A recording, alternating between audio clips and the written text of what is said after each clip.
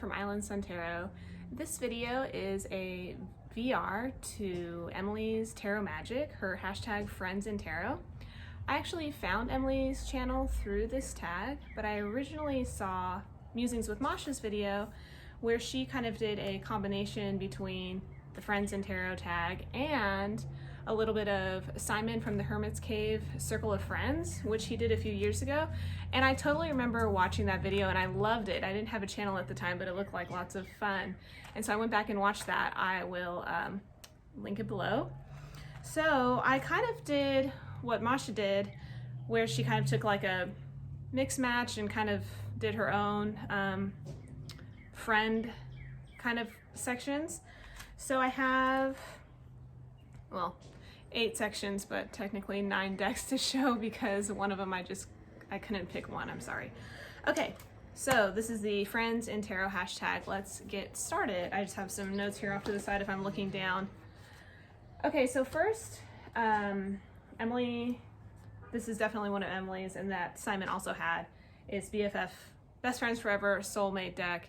And of course, when I saw that, one deck came to mind, but then after I started going through some of the other ones, I was like, oh gosh, I think it has to be 2. So this is the only category I have 2 for, I'm sorry. So first I have the Animal Totem Tarot. I know if you've seen any of my other videos, you're probably tired of seeing this, but oh, I love it. This is my best friend forever. Oh, of course. We're sitting outside today because it's nice. Anyways, I just love this deck. I couldn't be without it.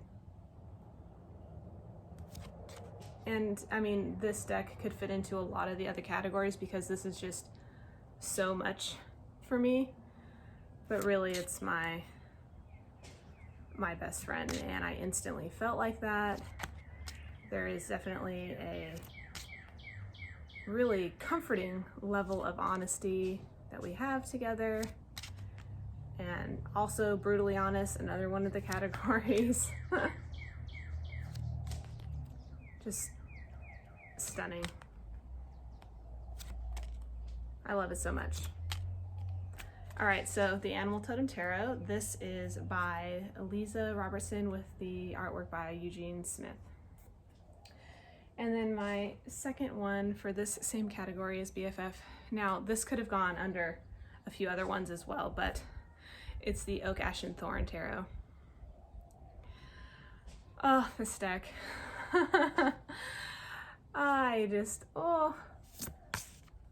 I could go on and on about it. It's really, I felt the same way with the Animal Totem. And I was obsessed with this deck for months when I first got it. And I have since almost forced myself to use other decks because I felt like I was neglecting them. But really, this is definitely a best friend deck. I love it so much. And it gives me everything that the Animal Totem also gives me with the brutal honesty. Yet there's a familiarity that's really nice with it as well. There was no like learning curve for me with this deck. I picked it up right away and was able to read with it beautifully, and it just really spoke to me. So the Oak, Ash, and Thorn Tarot, really gorgeous. Okay, so next she has number 2, Long Distance, Feels Like No Time Has Passed. And this was an easy one for me because I used this deck extensively when I first started learning Marseille. It is the Marshmallow Marseille by Wandering Oracle. So I used this when I was learning the Marseille, did a really long study, spent a lot of time with it, and then just, I only use it every once in a while now, but every single time I pick it up, I feel like no time has passed. It's still very present for me, understanding with my current situation. So definitely like that friend that maybe you don't speak to all the time. A couple months go by, you pick up the phone and it feels like no time has passed. as if you just had lunch the day before. That's this deck for me. There's no Bree getting to know each other, nothing like that at all. And I love it. It's gorgeous. So, Marshmallow Marseille for long distance, or feels like no time has passed friend. Next, for number 3, she has the Dreamer, a spiritual friend. And this was an easy pick for me, the Star Child Tarot. And this is because I use this deck a lot for dream work, and I feel like the artwork really lends to that, but you can kind of get that spiritual, dreamy feel from the artwork. At least that's what it makes me feel.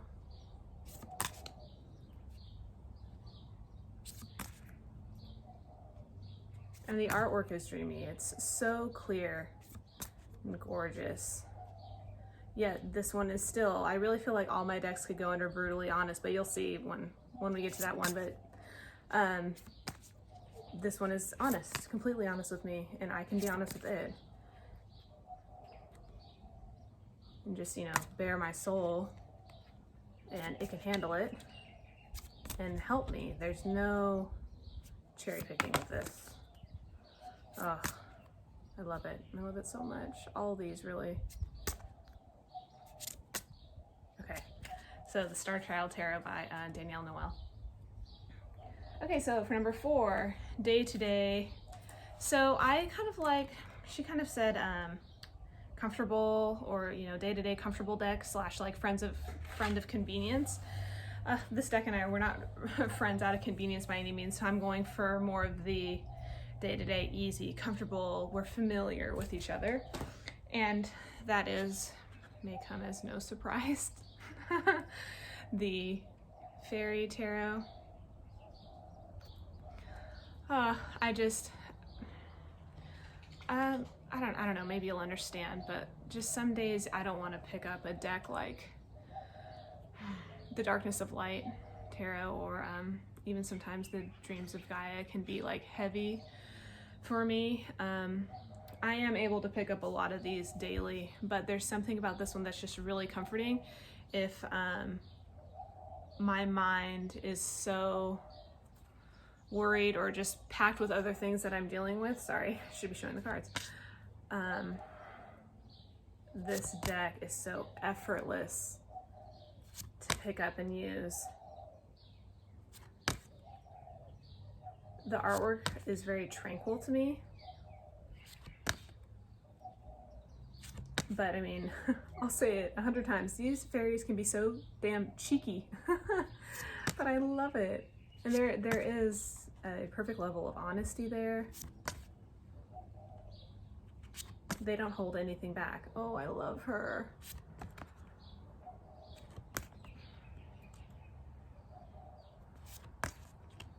I love the size of this deck. I love the cardstock. The gilding is well worn in, but I love that. I love pulling this deck out.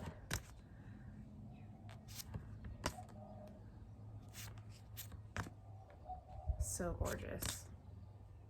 Okay, so this is the Fairy Tarot. Show the backs one more time. For the easy day-to-day, we're familiar. Okay, then the next is instant connection. You inspire each other. There was that instant spark.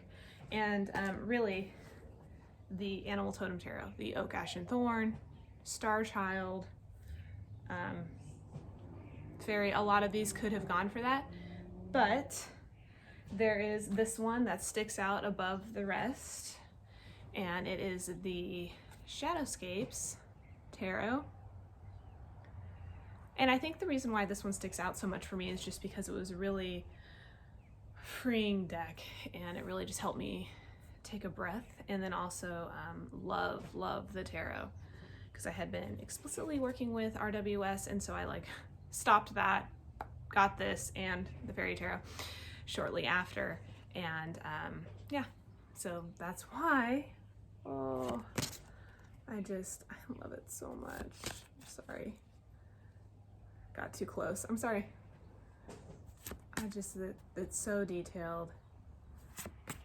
And the second I pulled it out of the box, I was just so in love with it. And I had like watched so many walkthroughs and seen so many pictures online that I was just enamored with it. So when I finally had it in my hot little hands, I just was beside myself.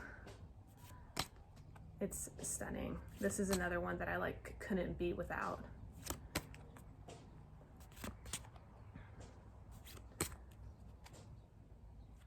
So yes, instant connection. Our eyes met across the room and it was love at first sight. Really stunning. So the artwork is by Stephanie Human-Law. I'm sorry, I know I'm probably butchering that every single time. Okay, next is number 6. This is the Tough Love, Brutally Honest. And so the only reason why I picked this deck for this is because she specifically said tough love, because all of my decks are so brutally honest with me. The only one that can be a little, I don't know, a little tricksy with me sometimes is the Crow Tarot, and I don't really know why that is, but anyways, okay. Tough Love. Okay, it could have, no other deck. I knew instantly that it was going to be this one. So it is the Brady Tarot, and I don't know, just the tough love kind of goes with sort of having like a love-hate relationship, but sometimes with this deck, it almost like hurts my feelings. Where you do a reading, you lay out the cards, you flip them over, and you're just like, oh, gee, well, don't sugarcoat it. Don't hold anything back. No, don't spare a thought for my feelings. This is that deck. And don't get me wrong, whenever I use this deck, I need that. And there's a reason why I reach for it. Do I wish our relationship was a little different? Yes, yes. And it took me a long while to get along with this deck because it always hurt my feelings. But it was just me being too sensitive, and really I needed to hear it. So it is perfectly tough love. And this deck is a little aggressive and a little brutal for me, at least. The artwork is absolutely stunning. I love using it. It's just, I run that risk of really just flipping over the cards and sitting back like, well, okay then.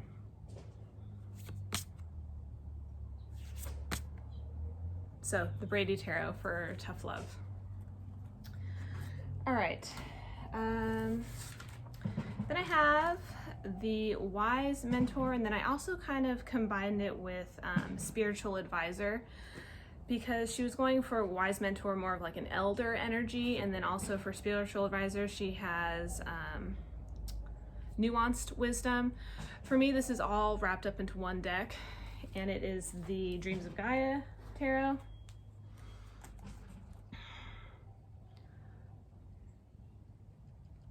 Sorry for the constant banging in the background. Of course, you bring everything out and set everything up, and then the neighbor all of a sudden decides to go out there and do whatever it is that's the banging. Hopefully it's not too bad in the playback. So yes, this deck is really so much to me, but a Wise Mentor and Spiritual Advisor is really sums up a lot of what this deck is for me. And it could be that the major arcana has been changed, and there's sort of like a life stages aspect that really can be inspiring. And then there's like these life processes cards, like self. Not to mention that the artwork is just really evocative, really thought-provoking, and so deep. And when I say that this deck is heavy, I mean it in the best way, in a digging deep, really getting down to the root of the problem, the root of the issue, helping you to heal completely, not just scratching the surface. Just so much wisdom, so much depth. So yes, the Dreams of Gaia Tarot for my combination Wise Mentor Spiritual Advisor one. Then I have, so I had skipped a few because it either just, they didn't resonate with me, or I couldn't narrow it down to one deck, or I felt like I'd already mentioned a deck that it was kind of both. So this is my last section. So she had Witchy Friend, and then also the Country Loving Eco-Friendly Warrior. I combined those and then kind of made it my own, more of a earthy pagan friend instead of just so witchy. But I mean, it goes hand in hand, right? But really it's the earthy that I'm going for with this. So I chose the Druid Craft Tarot that I've also been obsessing over since I got it for my birthday. And again, I can't believe that I waited this long to get this deck. And it is quickly replacing several of the other decks, shh, don't tell them, for daily draws, readings for others, just to sit and have some quiet time with it, drink some tea, look through the artwork. The guidebook is amazing. It's absolutely amazing. And I just love the earthiness of this deck. The artwork is by Will Worthington. It's gorgeous. Oh my gosh. I actually don't mind all the borders, the double border and the size of the cards. I have fairly large hands, and so that doesn't bother me at all. Because as I looked at this collection of decks for this video, I really realized, oh, you know, there's definitely like a tactile thing with some of these. Why I picked them and not others, and why that kind of goes along with it. I know that's a little sad, but unfortunately that's how it goes. So just earthy. I love the pagan feel. Kind of get that like Celtic feeling for some of them. I kind of get that Saxon feeling for some of them. A little more like Danish or like Viking feeling. And I absolutely love that. Just amazing. I think this is definitely a top 3 favorite lovers card, edged out of some of the others. It's just everything that I ever wanted and needed in a deck, and this is it. So yes, if I did this video again next year, this would probably be the BFF. And the Instant Connection one, because that is true of it as well. I'm sorry, I could show them all. So this was a lot of fun, and it took me a little longer for this one to think about the decks, and I've looked up a few and watched a few videos, and this was really, really fun. So I will link Emily's original video below, because I believe she had, 15 original prompts, and they're all really awesome. And then I'm also gonna link Masha's video below as well, because I like how she did the like combination of Emily and Simon's Circle of Friends videos as well. So check that below. So I'll link a few different videos that you guys can check out if you want to see. And thank you so much for watching. I hope you guys really enjoyed this, and I'll see you next time. Bye.